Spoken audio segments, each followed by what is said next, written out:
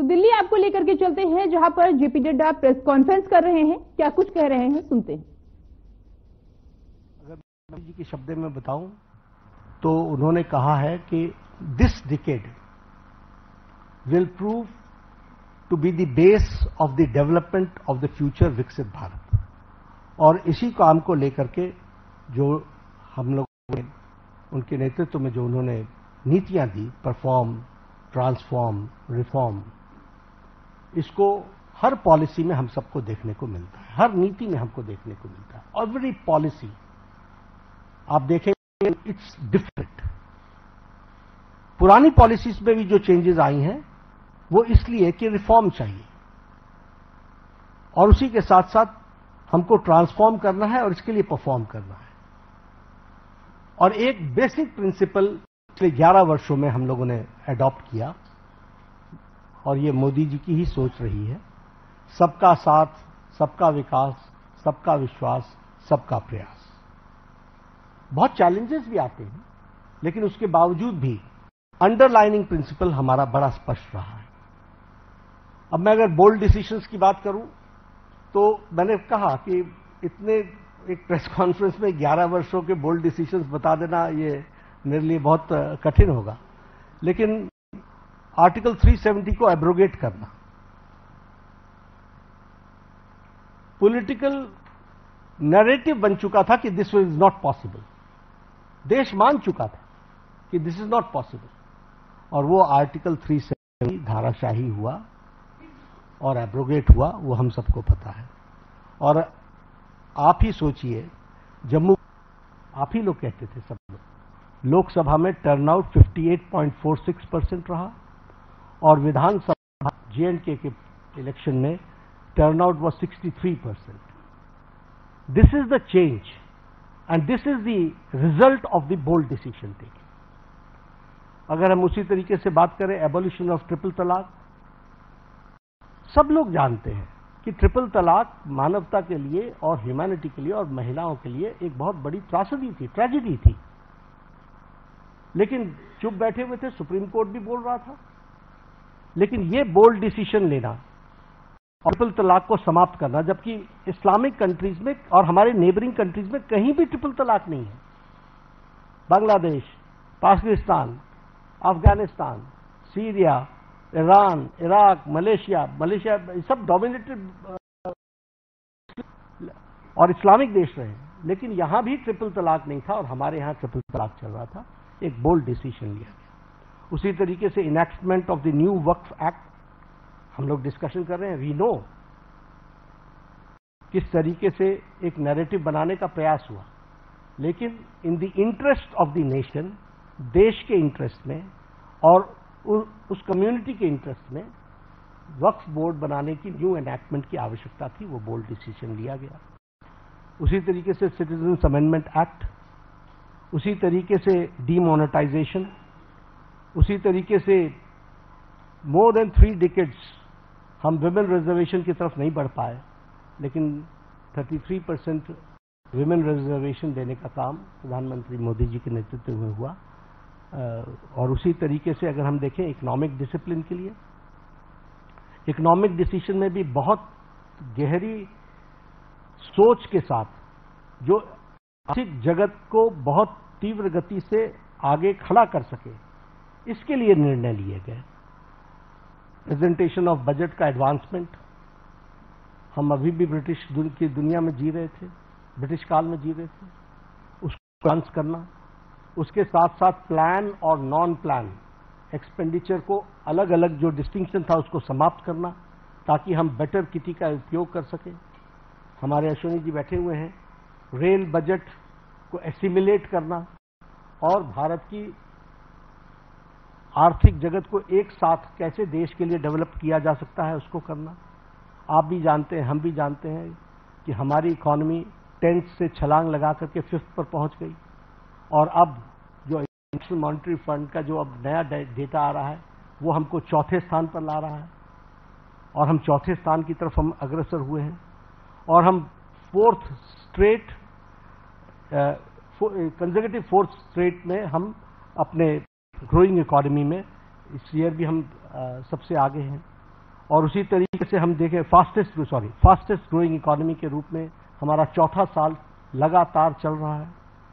Per capita income has increase by 67%, foreign exchange reserves has increase by 135%, exports at the record of to the US dollars is 825 billion,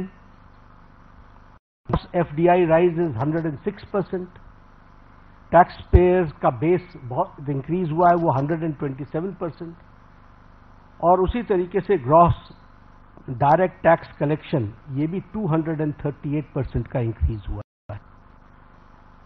अगर agencies की बात करें तो bright spot international monetary fund Bharat की economy को IMF बोलता है, world Bank हमारे को fastest growing economy major economy in the world कहता है, और वर्ल्ड इकोनॉमिक फोरम को वो कहता है कि India is all set for as a primary engine of the global economic growth in 2025 and 26। यानी सारी विपरीत परिस्थिति में भारत की इकोनॉमी सुदृढ़ और सक्षम तरीके से आगे बढ़ रही है, ये हमको ध्यान में रखना चाहिए।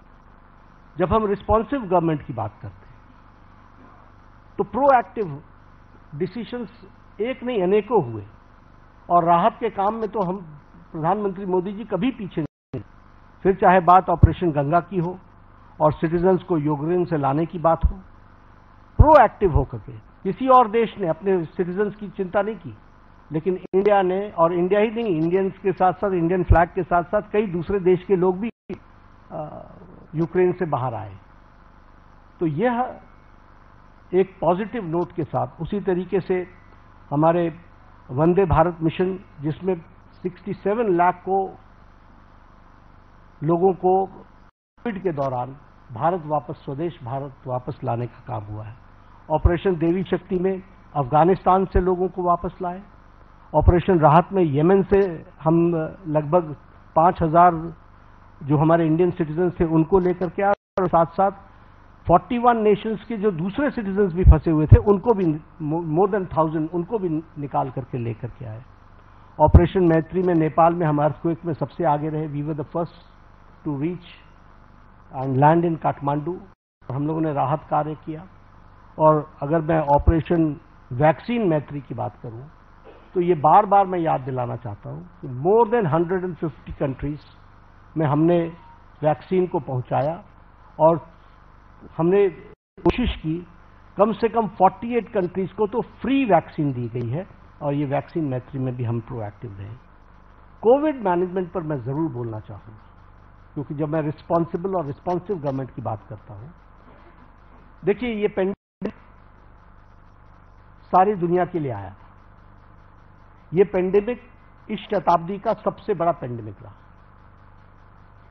और इस पेंडेमिक में विभिन्न कंट्रीज ने अपने अपने तरीके से रिस्पॉन्ड, क्योंकि इसके रिस्पॉन्ड करने का कोई तरीका नहीं था, सबने अपने अपने तरीके से रिस्पॉन्ड किया।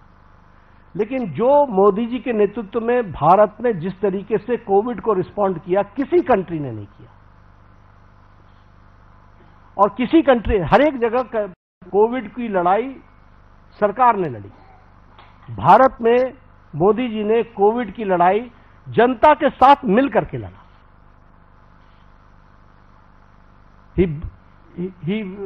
उन्होंने जनता को साथ लेकर चलने का तय किया, और इसीलिए जनता कर्फ्यू, दूसरे देशों में लॉकडाउन के खिलाफ आंदोलन हो गए, वैक्सीनेशन न लेने के आंदोलन चले, लेकिन भारत अकेला देश है जिसने 220 crore double dose free of cost लगा करके world's largest and the fastest vaccination programme हुआ है।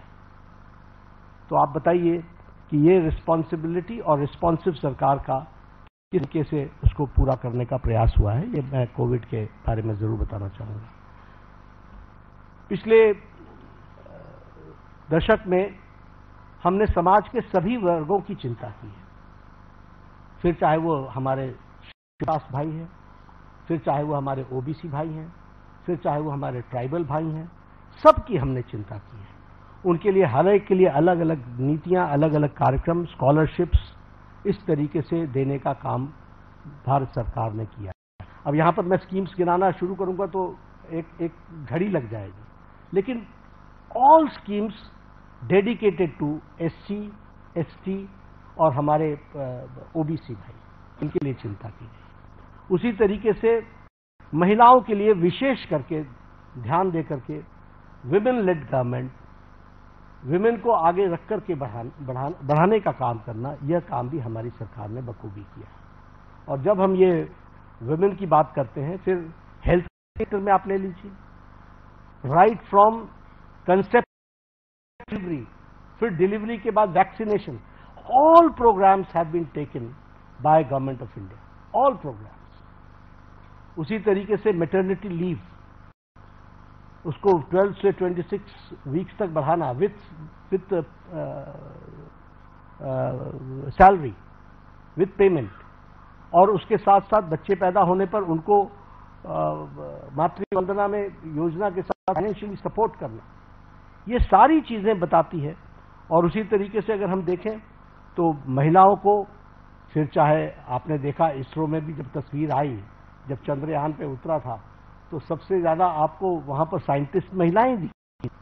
अगर आप देखें तो पायलट्स बनाने से लेकर के, आर्मी में कमीशन देने से लेकर के, NDA में भर्ती से लेकर के, अभी NDA से भी पास आउट हो गए हमारे गर्ल स्टूडेंट्स, गर्ल कैडेट्स, सैनिक स्कूल में ऑल 73, 76 हमारे जो सैनिक स्कूल्स हैं, 73 सैनिक स्कूल्स, उसमें उनको एडमिशन मिलना।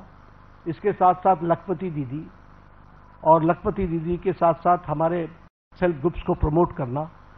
तो समाज के जो वर्ग जिनको थ्रस्ट देना चाहिए था, वो थ्रस्ट देने का काम 11 साल में हुआ है। SC, ST, OBC और हमारे महिला वर्ग की मेन स्ट्रीमिंग करने का काम हुआ है। स्कीम